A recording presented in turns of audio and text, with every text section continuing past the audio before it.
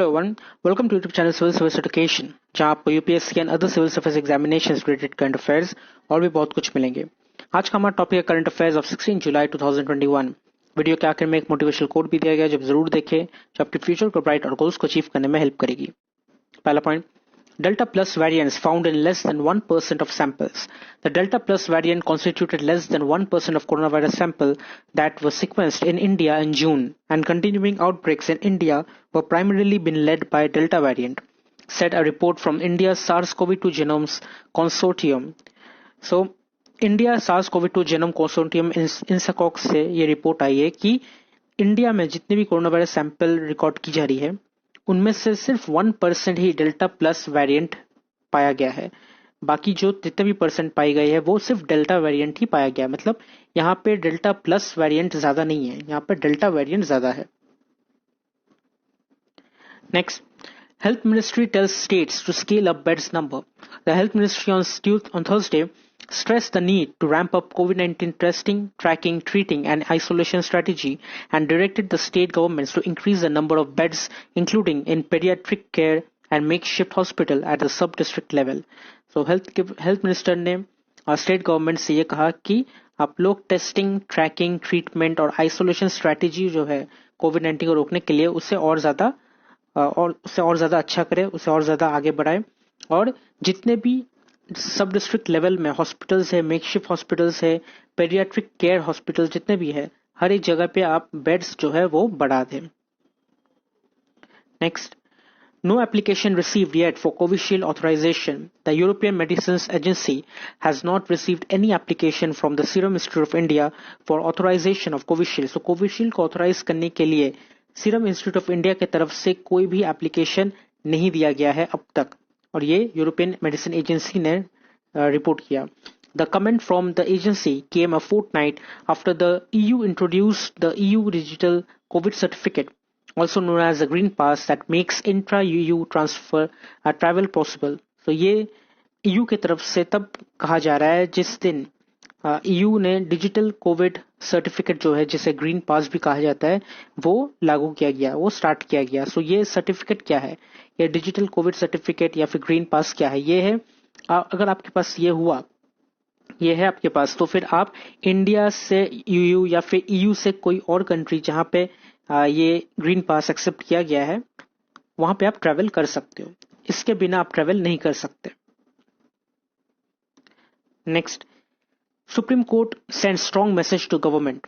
Chief Justice of India N.V. Ramana's remarks in open court on Thursday sends a strong message to the government that the Supreme Court is prima facie convinced that sedition is being misused by the authorities to trample upon citizens' fundamental rights of free speech and liberty. So Chief Justice of India N.V. Ramana ने directly central government को कहा कि जो sedition है, sedition आप लोग गलत तरीके से यूज कर रहे हो, अथॉरिटी जो है वो गलत तरीके से इसे यूज किया जा रहा है ताकि सिटीजन्स का जो राइट ऑफ फ्री स्पीच है, फ्री लिबर्टी है, उसे दबाने के लिए। क्योंकि सिटीजन का हक है, उसका राइट है कुछ कहने का, कुछ बोलने का। अगर गवर्नमेंट के अगेंस्ट भी कुछ बोलता है तो वो उसका हक है, तो वो उससे बोलना चाहिए। लेकिन अगर आप उसे रोकने की कोशिश करें, अगर सेडिशन करने की कोशिश करें, तो ये गलत होगा और सुप्रीम कोर्ट ये अलाउ नहीं करेगी। Next, why do you need the colonial law of sedition? CJI asks government. Chief Justice of India N.V. Ramana in what may be an unprecedented judicial criticism of the way the sedition law is used by the government to crush the liberties, asked why a colonial law used against Mahatma Gandhi and Bal Gangadhar Tilak continue to survive in the law book 75 years after independence. So Chief Justice of India ने ये ask किया government से कि ये जो sedition law है, sedition law लोगों का लिबर्टीज जो है उसे क्रश करने के लिए यूज किया जाता है। उनका जो राइट टू स्पीच फ्रीडम है, वो फ्रीडम हटाने के लिए यूज किया जाता है। और यही सेडिशन लॉ जो है, ये महात्मा गांधी और बाल गंगाधर तिलक के अगेंस्ट भी यूज किया गया था ब्रिटिश की तरफ से। इसे कॉलोनियल लॉ भी कहा जाता है। तो 75 इयर्स ऑफ इंडिपेंडेंस के बाद ये लॉ अभी भी क्यों हमारे कॉन्स्टिट्यूशन में है, क्यों यहाँ पे है? Sedition is a colonial law. ये colonial law है. It suppresses freedoms. It was used against Mahatma Gandhi and Tilak. Is this law necessary after 75 independence, तो उन्होंने कहा कि ये फ्रीडम को छीन लेती है। और यही हुआ था महात्मा गांधी और बाल गंगाधर तिलक, जब वो लोग ब्रिटिश के अगेंस्ट में बात करना चाहते थे, उनके अगेंस्ट जाना चाहते थे, तब उनको ये लॉ के तहत उन्हें गिरफ्तार कर लिया जाता था या उन्हें चुप करा दिया जाता था। तो क्या हम भी वही कर रहे हैं अपने सिटीजन्स के साथ, यही पूछा गया है गवर्नमेंट की तरफ से।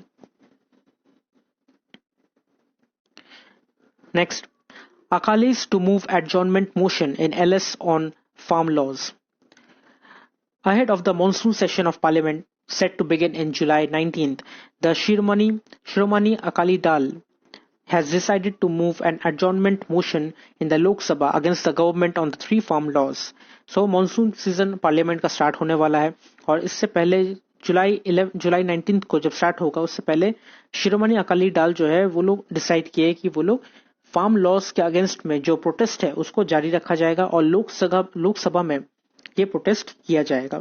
और ये शिरोमणि अकाली दल जो है वो इंडिया गवर्नमेंट से वॉकआउट कर चुकी है कंट्रोवर्शियल लॉ की वजह से। Next, Jaishankar Wang differ on way forward for India-China ties, while External Affairs Minister S. Jaishankar conveyed to his Chinese counterpart Wang Yi on Wednesday that the continuing impasse along the line of actual control was visibly impacting the relationship in a negative manner. India के external affairs minister S Jaishankar ने Chinese counterpart जो Chinese के minister है उनको कहा कि line of actual control में जो हो रहा है, जो डिसएंगेजमेंट जो नहीं हुआ, एंगेजमेंट जो हो रहा है, इसके वजह से जो हमारा रिलेशनशिप है इसमें बहुत ज्यादा नेगेटिविटी आ रही है। तो अगर वो खत्म किया जाए, बॉर्डर से ट्रूप्स हटा लिया जाए, तो वो लाइन ऑफ एक्चुअल कंट्रोल अगर ठीक किया जाए तो शायद हमारे बीच जो रिलेशनशिप है वो पॉजिटिवली सही हो जाएगी। लेकिन चाइनीज मिनिस्ट्री का ये कहना था कि place the border issue in an appropriate position. उन्होंने ये कहा कि ये जो बॉर्डर इशू है इसे अप्रोप्रिएट पोजीशन में प्लेस करो। मतलब ये जो मीटिंग है इसमें हम लोग दूसरे चीजों के बारे में बातचीत करेंगे, दूसरे क्लाइमेट फैक्टर है या फिर कोविड फैक्टर है या और भी बहुत सारे जो इश्यूज है उसके बारे में बात करेंगे, लेकिन बॉर्डर इशू जो है उसके बारे में हम लोग यहाँ पे बात नहीं करेंगे। So external affair minister Jaishankar ने भी ये कह दिया कि जब तक ये बॉर्डर इशू जब तक ठीक नहीं होगा तब तक हम लोग आपके साथ और कुछ भी रिलेटेड बात नहीं करना चाहेंगे। सो पहले बॉर्डर इशू को हम लोग को ठीक करना पड़ेगा, उसके बाद ही हम लोग आगे बढ़ सकते हैं और दूसरे इश्यूज के बारे में बात कर सकते हैं। Next, states get 75,000 crore rupees of GST dues. The finance minister on Thursday released 75,000 crore rupees of GST compensation dues to states and union territories and said this would help them plan their public expenditure for improving health infrastructure and other capital spending projects. So जो GST के पैसे states और union territories के due थे जो उनको नहीं मिले थे, at last 75,000 crore rupees release किया गया है फाइनेंस मिनिस्ट्री की तरफ से, ये रिपोर्ट दिया गया है। और उन्होंने ये भी कहा कि ये जो पैसे जा रहे हैं इससे हेल्थ इंफ्रास्ट्रक्चर और अदर कैपिटल स्पेंडिंग प्रोजेक्ट जो है वो इम्प्रूव किया जाएगा। Next, June exports rise 32%, imports surged 74%. Exports from India rose almost 32% in $49.85 billion in June from the earlier month and were 17.17% higher than the pre-COVID level in June 2019. So export जो है India का रोज rise किया है almost 32% से, जो कि है $49.85 billion जून में। और अर्लियर अगर यही मंथ में देखा जाए तो वो 17.17% हायर था प्री कोविड लेवल से। मतलब 2019 वाले जून में जो हुआ था उससे भी हाई इस बार देखा गया है। Imports stood at $52.18 billion, rising 73.65% in June year on year and 1.08% higher than June 2019. So imports में देखा गया कि जून 2019 से 1.08% ज्यादा import राइज हुआ है, जो कि अब है 73.65% से। Next, Taliban offered truce for prisoner release. The Taliban have offered a 3-month ceasefire in exchange for the release of 7,000 insurgent prisoners, an Afghan government negotiator said on Thursday as Pakistan confirmed the militant group had control of the key border crossing. Taliban ने अफगानिस्तान से कहा कि हम लोग 3 महीने के लिए जो सीज फायर है, जो फायरिंग है, झगड़े है, उसे हम लोग रोक रखेंगे, लेकिन आपको हमारे जो 7,000 प्रिजनर्स है जिनको आपने कैद करके रखा है उन्हें आपको छोड़ना पड़ेगा। उसके बाद ही हम ये सीज फायर के बारे में सोच सकते हैं।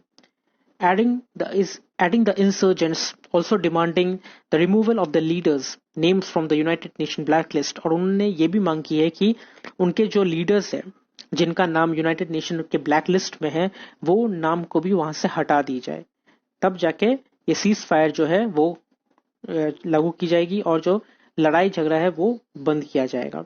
It was not clear how the government would react to the cease fire offer और how new it was.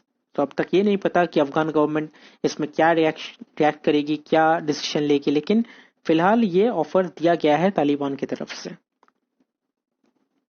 Next, US Senate vows to ban items from China's Xinjiang region.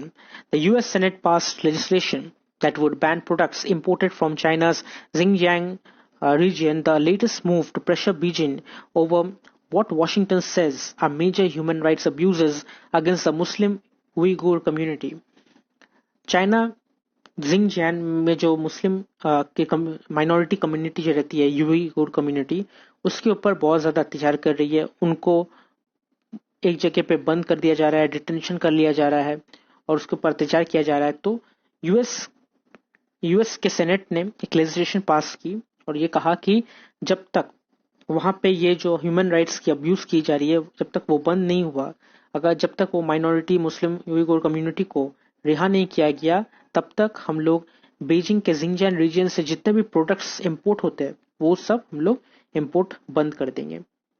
The Uyghur Forced Labor Prevention Act, which cleared the upper chamber by unanimous consent on Wednesday, is intended to bar the imports of products that made through forced labor, which has allegedly been used in the northwestern Chinese region. So, यहाँ पे Xinjiang reason में जो products बनाई जाती है वो वही मुस्लिम Uyghur community के उनका हेल्प लेके बनाया जाता है, उनको फोर्सफुली लेबर का काम करवाया जाता है और ये प्रोडक्ट्स बनवाई जाती है। तो इस वजह से यूएस ने कहा कि हम लोग वहां के कोई भी प्रोडक्ट को एक्सेप्ट नहीं करेंगे और जब तक वो लोग ये ह्यूमन राइट्स अब्यूजेस जो बंद नहीं कर देते तब तक ये बैन चलता रहेगा। And next is important days और 16 जुलाई का इंपॉर्टेंट डे है world snake day. And last but not the least is today's quote, और आज का मोटिवेशनल कोट है, what's done is done, what's gone is gone, one of life's lesson is always moving on. अक्सर हम लोग जब fail हो जाते हैं लाइफ में या करियर में कुछ बाधाएं आ जाती है, फेल हो जाते हैं, या रिलेशनशिप्स में फेल हो जाते हैं, या फिर और भी बहुत सारी चीजें हैं हमारी लाइफ में जिसमें हम लोग फेल हो जाते हैं, तो हम लोग उसी चीज को लेके बैठ जाते हैं। हम लोग ये सोचने लग जाते हैं कि हम लोग फेल हो गए, अब हम लोग कभी कुछ नहीं कर पाएंगे। नहीं, ऐसा नहीं सोचना है। हमेशा हमें उठ के आगे बढ़ना है। जिस चीज से हम लोग फेल हुए हैं उस चीज को ठीक से देखना है, परखना है और उसे सीखना है। सीखने के बाद हमें फिर से मेहनत करना है, आगे बढ़ना है और जो गलती पहले किए थे हम लोग उसे दोबारा नहीं करना है। जो हो गया सो हो गया, जो चला गया वो चला गया, अब वो वापस नहीं आएगा, अब वो ठीक नहीं होगा। तो फ्यूचर जो है उसे बेहतर बनाना है, प्रेजेंट जो है उसे बेहतर बनाना है और प्रेजेंटली आप हार्डवर्क करो और आपका फ्यूचर और भी ज्यादा बेटर हो जाएगा। तो अगर आपको वीडियो अच्छी लगी तो आप इसे लाइक कीजिए, शेयर कीजिए, कमेंट कीजिए और सब्सक्राइब जरूर कीजिए। Thank you.